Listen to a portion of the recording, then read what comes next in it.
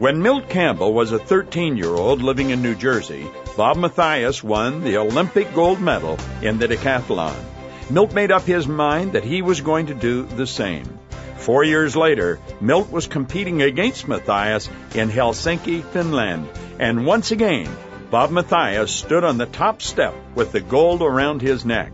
Now, Milt was on the second step. He had won the silver medal, but that wasn't what Milt had come there for. So he made the decision then and there that in 4 years, the gold would be his. Over the next 4 long years, Milt Campbell trained. As he stood in the Olympic Village in Melbourne, Australia, 4 years later, another decathlon competitor, Rayford Johnson, asked Milt, "What do you think is going to happen?" Milt turned to Rayford and said, "Rayford, you've wasted your time coming here. This one is mine." And this time, it was. Milt went home with the gold. Milt didn't just believe that he was going to win the gold medal, he knew. Hello, this is Bob Proctor, and in this edition of the Freedom Series, I'm going to be talking about the XY factor, which ultimately leads to the difference between believing and knowing. Knowing goes beyond belief. Belief is an expression of faith. If you had perfect knowledge, you wouldn't need faith. Faith, or belief, is only necessary in the absence of knowledge. When you know, there's absolutely no threat of skepticism. When you think about the Milt Campbell story, some skeptics might say, well, what if Rayford also knew he was going to win the gold? But the bottom line is this, Rayford didn't know. If he had known, he wouldn't be asking Milt now, would he? He didn't know, and he didn't win. Somewhere within him, Rayford was skeptical. Knowing leaves no room for skepticism. Knowing goes beyond belief. Knowing travels beyond what would seem to be rational reality. In the Matrix movie trilogy, the leader, Morpheus, was questioned as to the potential success of their ongoing war against the machines. To this, Morpheus replied, "It's not a matter of hope, it's a matter of time." That's knowing. Knowing resides at the core of you. It's why I often tell my coaching clients to consult with their inner knower. Your inner knower knows. As the writer D.H. Lawrence once said, the mind can assert anything and pretend it has proved it. My beliefs I test on my body and then on my intuitional consciousness. And when I get a response there, then I accept and know. Now, you don't have to go through something to know. Milt Campbell hadn't yet won the gold medal, but he knew it was going to be his. Albert Einstein knew the theory of relativity long before he was able to prove it. In fact, it took more than 10 years to prove his theory. Many of us would have thrown up our hands and thrown in the towel long before that 10-year mark. But Einstein knew. Looking back on that period in his life, the endless tests and equations, Einstein merely shrugged. To him, it didn't matter how long it took. The fact was, it was a done deal. It was never a question. It wasn't even a belief. It was only a matter of invested time to prove what he knew. Milt Campbell and Albert Einstein are both examples of individuals who had a deep understanding of the law. They knew that when you work in coordination with the law, certain things must happen. You might as well put out a sign and tell people you're a psychic. You just know what's going to happen. This all sounds good in theory, but it's easier said than done. You really have to believe in the creative process and the universal laws, or skepticism, fear, and doubt are going to control you. This is what I call the X factor. The X factor is the conditioning that resonates in our subconscious mind. I frequently refer to it as a paradigm. We may also refer to it as a habit or idea that's fixed in our subconscious mind. A paradigm takes up residence in your mind in a couple of ways. In many cases, you actually inherit this paradigm, like a certain trait at birth. It's so firmly grounded in your family line that it becomes a genetic factor. A paradigm also locks itself into our mind as a result of our culture. It's a seed of an idea, a way of life, a response to the environment that has been expanded upon us since very early childhood. As we grow in this environment, it's that very environment that builds this paradigm's walls higher. It was Oliver Wendell Holmes who once observed, We are all tattooed in our cradles with the beliefs of our tribe. The record may seem superficial, but it is indelible. You cannot educate a man wholly out of superstitious fears, which were implanted in his imagination, no matter how utterly his reason may reject them. No matter how dated, erroneous, opinionated, harmful, or just plain wrong, paradigms are in absolute control of most people the majority of their days on the earth. But it doesn't have to be this way. A paradigm can be shifted. A paradigm can be programmed over as if one were laying lush, thick carpet over an ugly concrete floor. For the most part, you can live out your life without even knowing or recognizing what kind of conditioning you have going on in that mind of yours. This conditioning, the X factor, is really an unknown factor until you try to do something new, until you try to think something new, until you try to make a decision that will shift some outcome in your life. You might be ready to quit smoking or start an exercise program that you actually stick with this time. You might be engaging in a new sport or community activity. You might decide to quit that job that you've disliked for the last 12 years. It doesn't matter what the activity is. If it's new, your X factor won't like it. Only then does your perfectly comfortable sleeping X factor rear its head and come charging out of its cave. Now, in most cases, your X factor doesn't immediately begin with bellowing at you. This is reserved for very special moments when it's really threatened. Now, in most cases, it first tries its voice of reason. It becomes that little voice in your head that tells you what you can't do and why you can't do it.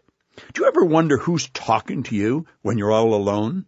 There's no one there, yet you're carrying on a conversation. Of course, the conversation is usually a mental one, but every now and then, you'll see people actually carrying on a conversation with themselves. That's your X factor standing at the door with Y on the other side, and it's concerned. A new idea has come knocking at the door. Your X has just been formally introduced to the Y factor.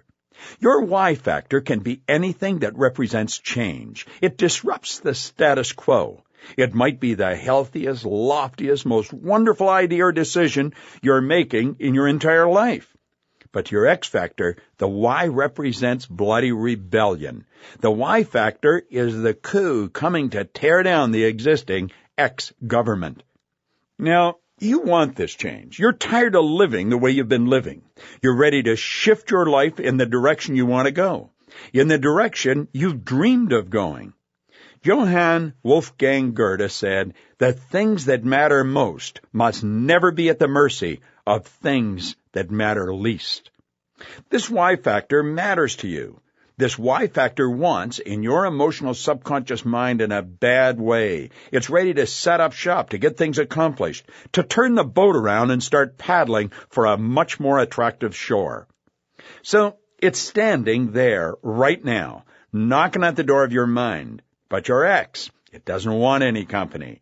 It's decided it's not even going to answer the door. Y is knocking, and X is standing there, its arms folded, saying, "Nope, I'm not letting you in. If I let you in, everything changes, and I don't like change." Reminds me of the old Fats domino hit. I hear you knocking, but you can't come in. And so the argument begins, and it's a constant one. It's an ongoing litany in your head. Your X factor is king of the land of ceaseless prattle. Every time your Y knocks with an explanation as to why this new way of life will work, X has another rational, sensible, go-away statement. There's no end to it. After all, X has had your entire life to work out its arguments. It's practiced. It probably had this run-in before. In fact, at first, X just digs into its file cabinet for the script it used last time. Why bother writing new material? It's always stopped you before, right? But this time, you don't want to stop. You really want this. You believe you deserve it.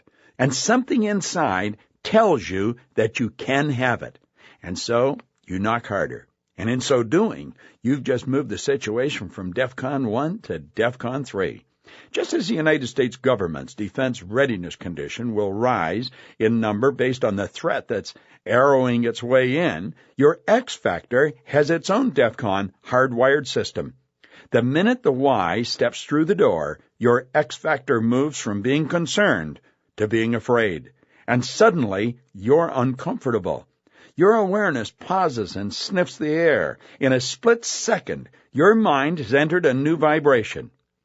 It is in upheaval. Your X has given up on rational coup d'etat. It's now decided it must stop you at all costs. It's setting up a negative vibration, and that feeling floods every cell of your being because it's conditioned to do just that. Fear now wakes and lumbers from the cave. And you'd better believe every cell of your being knows that something big is up.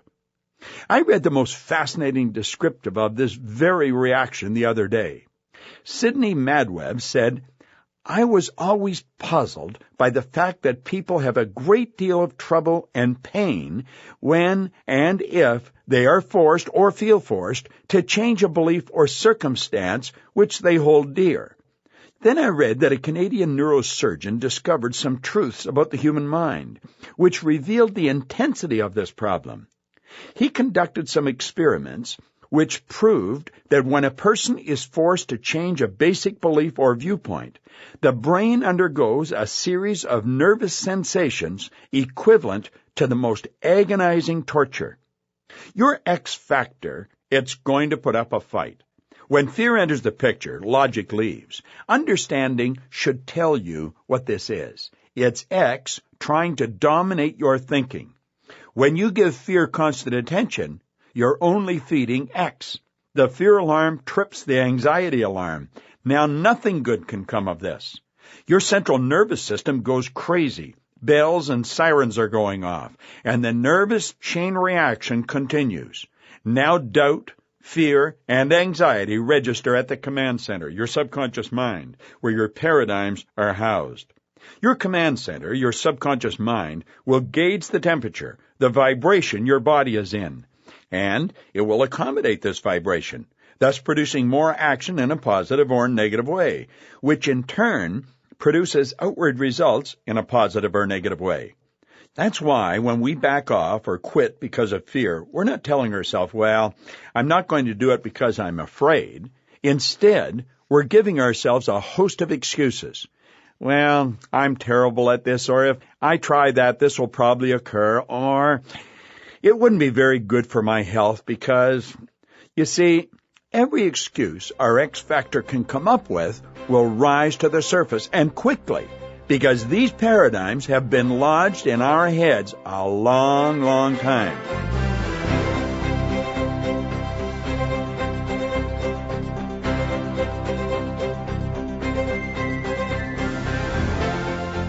Now, your X factor will go to extreme lengths to maintain control. This reminds me of a story a dear friend recently told me about an incident she had in the ocean. For just about a year now, she's been participating in a competitive outrigger club, those 6-person canoes with the balancing beam that skims the water on the side, like in the TV show Hawaii Five-0. Now, this girl was born and raised in the middle of the United States, where bodies of water weren't much larger than her own bathtub, so the entire experience of getting out on the ocean has indeed been an extreme Y-factor paradigm shift for her. To everyone's astonishment, she's quickly risen through the ranks and in a single year collected a slew of medals from the various races she's competed in. I'll get more into this in a moment. What I want to mention here is that she also began paddling what they call a one-person outrigger. It's a long slip of a kayak sort of thing that weighs about 25 pounds. It barely has room for a seat, and you sit with your knees up, operating your rotor with your foot pedals.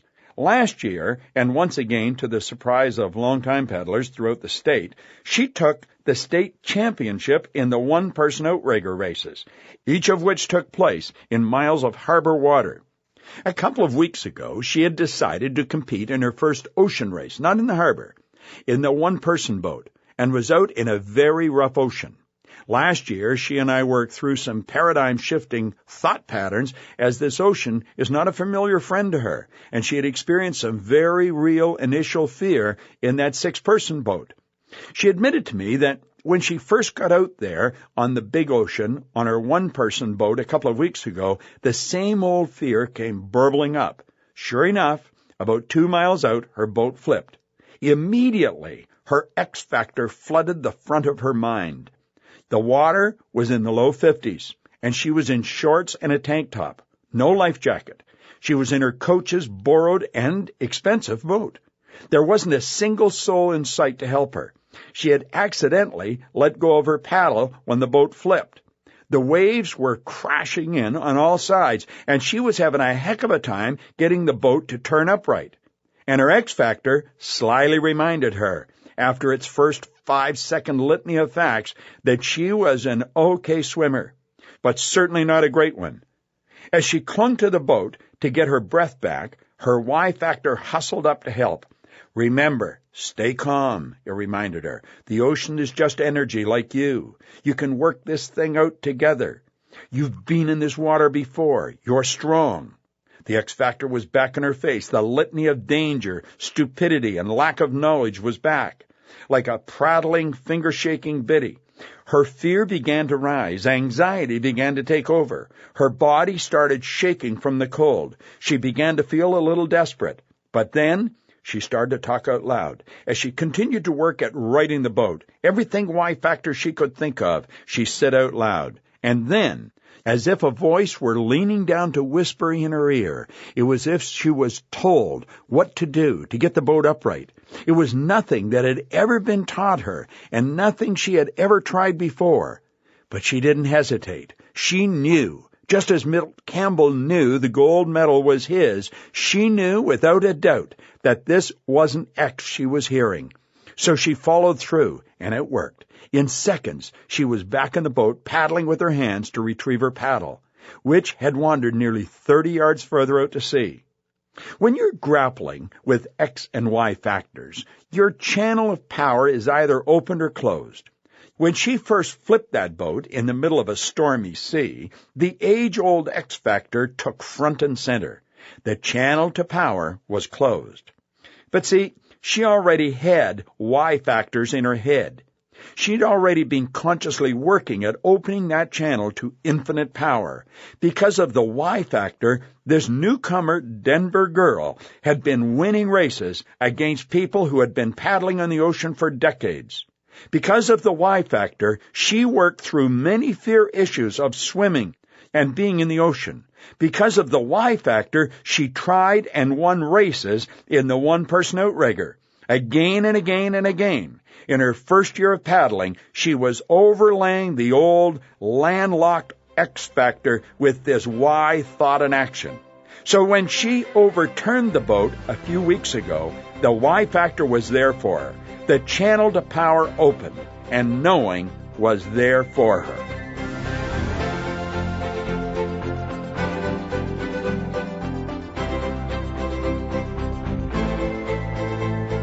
Now, you don't have to be stranded with an overturned boat in the ocean to have the immediate ability to reject the fear your X factor shoves in your face.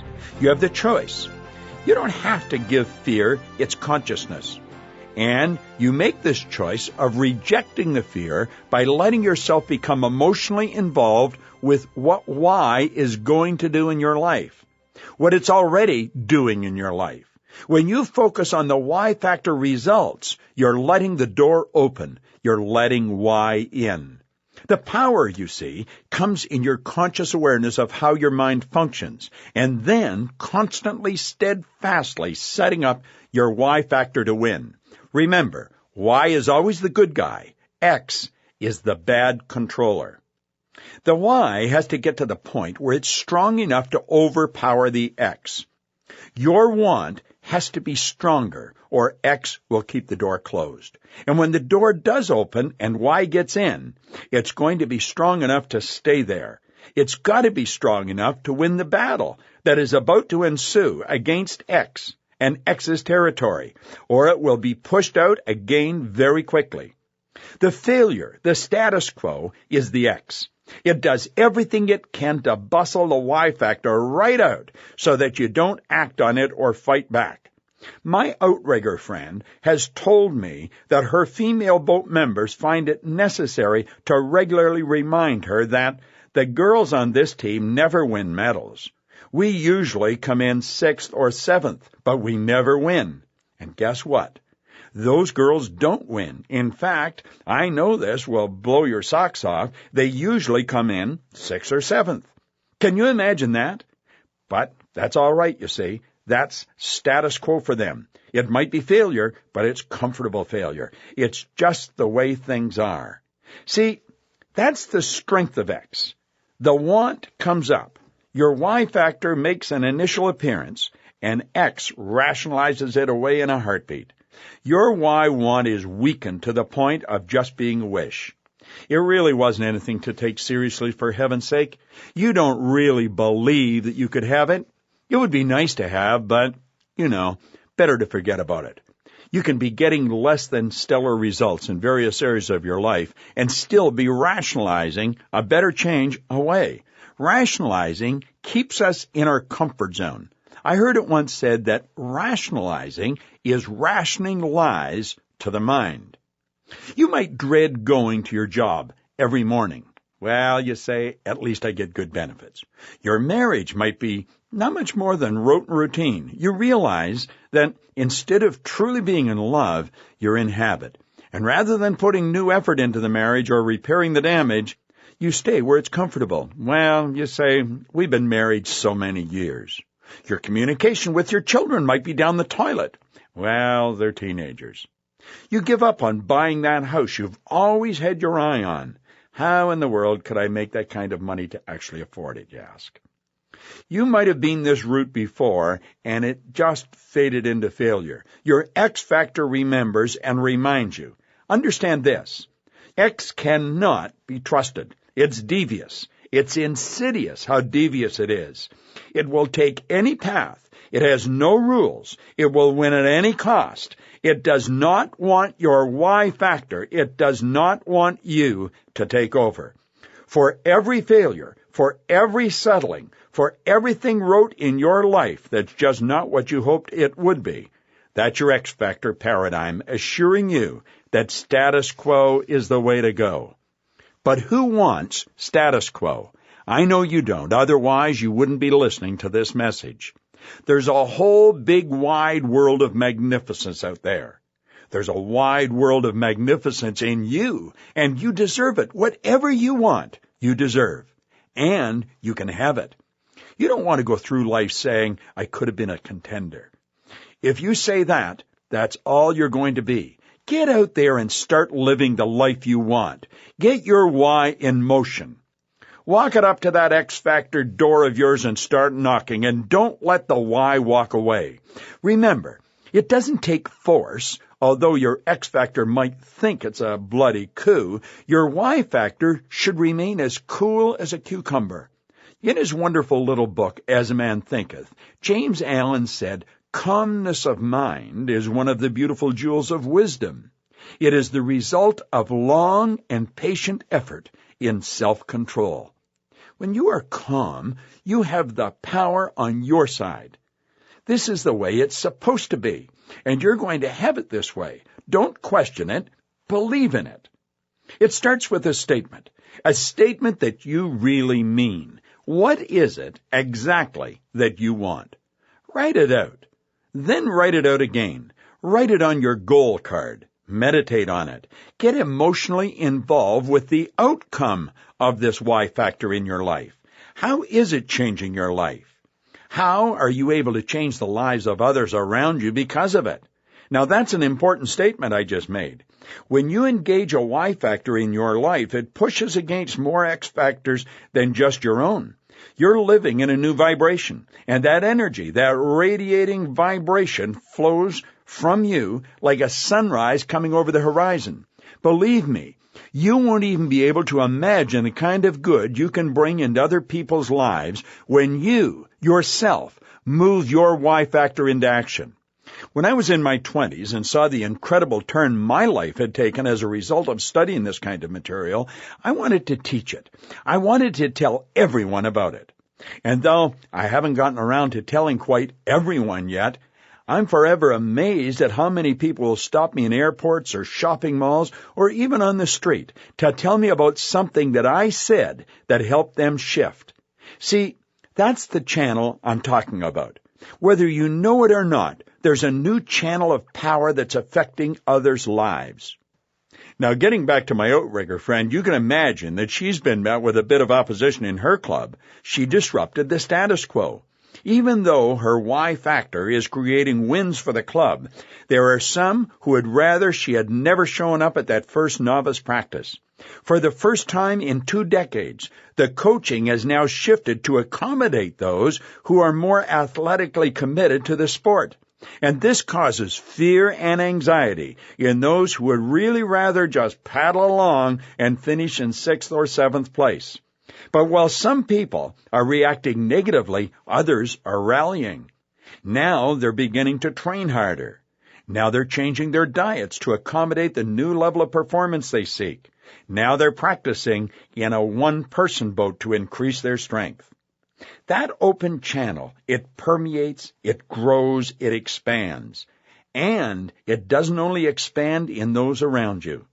The more focused you are, the more often you write your new why factor affirmation, the more you picture and write about the details of the results of your why factor, the more it permeates and sinks into every cell of your being. You are continually impressing the why upon the subconscious mind. And little by little, the space it's taking up in the subconscious mind is no longer occupied by X. Does the X factor go away completely? No, not usually. The longer and more steadfast you remain in the Y vibration, the harder it is for X to poke up its head. You might say that X is now permanently intimidated by Y. It might rise up with a comment or two, and in most cases, its prattle will come across as almost ridiculous to you. It might even make you laugh. And that's when you know Y is not only at the door, but comfortably settled in your rich and powerful mind. As William James would say, your Y factor has found its way into the treasury of your subconscious mind. Now, interestingly enough, once the Y is settled in, Y becomes your X factor. It becomes the status quo. This isn't necessarily a bad thing. After all, it was Y that got the whole ship turned in the direction you wanted to go. Your Y factor is being automatically expressed, and there's not much opposition to it any longer until you're faced with a new scenario, until you go to do something different, until you push yourself once again out of the comfort zone. Because you don't ever want to stop growing, do you? You must always be raising the bar if you want to continue to add to life. When I was talking to my friend who belonged to the Outrigger Club, I mentioned that now she's got the flip in the ocean down. She's even more firmly embedded in the Y factor. The knowing factor is her inner being. She knows now that she knows. And she reminded me that she might know this ocean, but the thought of paddling in Hawaii with 8-foot-high waves and completely different currents trots the old X-factor anxiety right back out on center stage. What was the Y factor in her Laguna native waters is now X in Hawaii. Will she eventually be paddling in Hawaii? Probably. See, this lady is into growing spiritually, mentally, and physically all the time. It really doesn't matter what she's good at. She's never satisfied. She's always trying to be better. And that's the way it is with people who are seriously locked into inviting more of themselves to the party.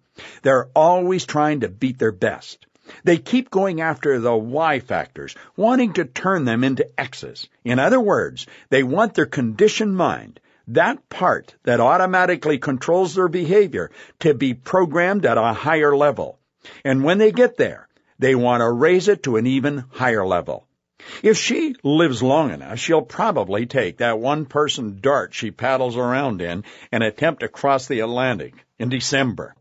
As it stands now, she's winning her ocean races and is delving into the unknown why world of sponsorship for both her one-person boat and a truck to lumber it around on.